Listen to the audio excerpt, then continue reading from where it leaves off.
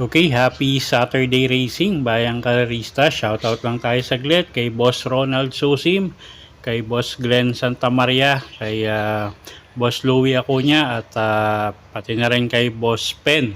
Happy racing sa inyo mga boss, good luck. At araw nga tayo ng Sabado, July 6, 2024. At yung karera natin, no, start time alas 3 ng hapon. At meron tayong 7 karera. At tatakbo nga yung isa sa mga iniintay natin na imported horses, no, si Most Grateful. So hintayin natin yan at panoorin natin yung takbo niyan. Okay, simulan na natin yung mga giya natin para sa araw ng Sabado, July 6, 2024. Okay, race 1 tayo. Start ng winner take all. Merge group tayo dito, class 3 and 4, 34 to 39, tsaka 40 to 46 bracket.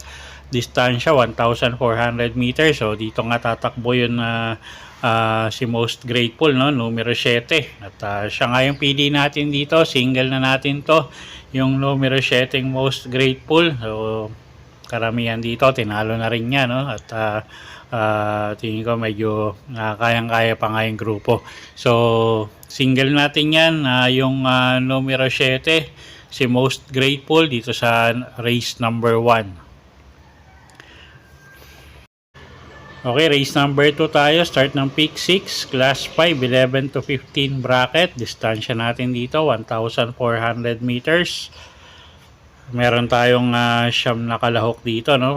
First choice na rin natin yung numero 2 na si Ayuda. M&M Gonzales yung re-renta dyan, at medyo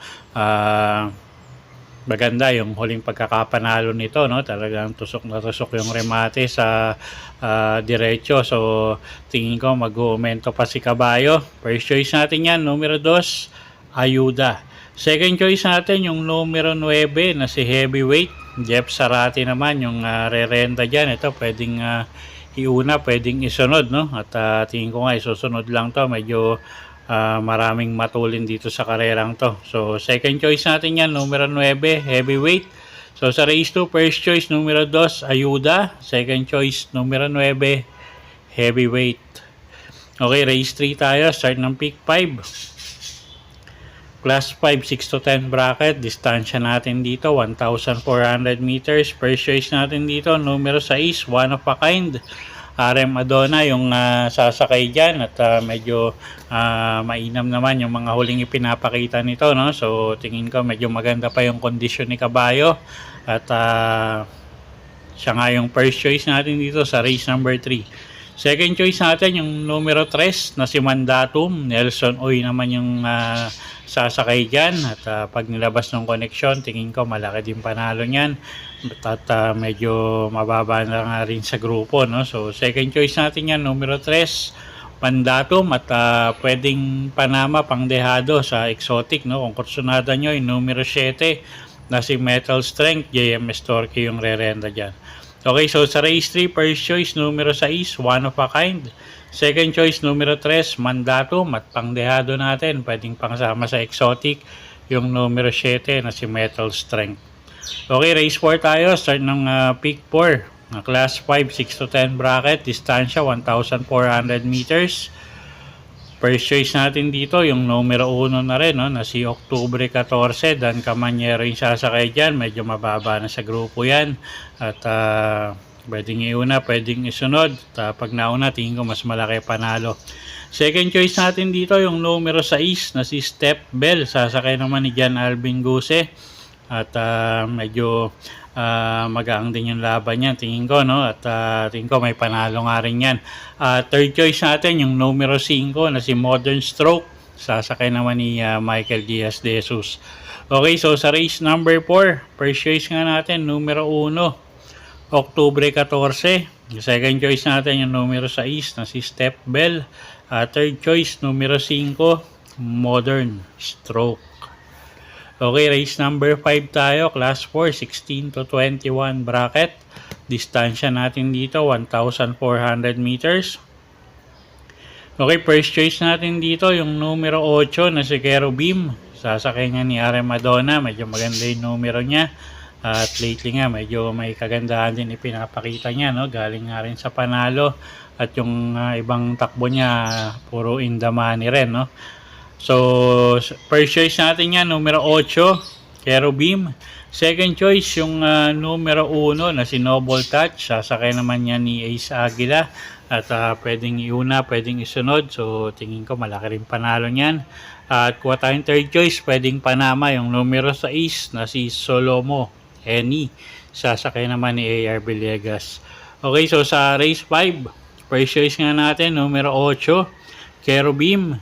Second choice, numero 1, Noble Touch. Third choice, numero 6, Solomo Eni. Okay, race 6 tayo. Class 5 placers, 1,400 meters ang distansya natin dito. Okay, anybody's race to. Bayang karerista. At medyo magulong karera to. First choice natin, yung numero 7, Cristiano. Sasakay niya ni RJC Tabor. Isang deremating kabayo. Baka mapabor yung distansya sa kanya. So, first choice natin yan. Second choice, yung numero 2 na si You Never Know, si Espare Jr. Yung sasakay dyan. Pag nilabas ng connection, tingin ko malaki din panalo niya, no? Isang stayer din or come from behind. Isang deremating kabayo. So, second choice natin yan, numero 2, You Never Know. Third choice natin, yung numero 5 na si Let It Shine. Sasakay naman yan ni Alison Pabilik. Okay, so sa race 6, first choice nga, numero 7, Cristiano. Second choice, numero 2, You Never Know. At third choice, numero 5, Let It Shine. Okay, race 7 tayo. Last and final race for the day. Class 4, 28 to 33 bracket. Distansya, 1,400 meters. Okay, paratingan. First choice na rin natin yung numero 2 na si Wild Is The Wind. AR Villegas yung sasakay dyan. Tingin ko pabor yung distansya sa kanya, isang deremating kabayo at medyo sanay sa mas mabigat na laban to, no? So first choice natin yan, numero 2, Wild Is The Wind. Second choice, yung couple entering numero 1 na rin na si Saratoga Chrome at Basket of Gold. Saratoga Chrome, JB Hernandez yung sasakay dyan at si Basket of Gold, si Jan Alvin Guse. Okay, so tingin ko sila na rin yung pwedeng magbigay ng laban doon sa numero 2. So, sila yung second choice natin. Okay, so sa race 7, first choice numero 2, Wild Is The Wind. Second choice natin, yung couple entering numero 1, Saratoga Chrome at Basket of Gold. Okay, so yun po yung mga giya natin para sa araw ng Sabado, July 6, 2024. Sana po'y makatulong sa pagpili nyo ng mga tatayang kabayo. Inuulit ko po, kayo pa rin po masusunod kung sa inyo itataya yung pinagpaguran yung pera. Okay, good luck po at happy Saturday racing, bayang karerista.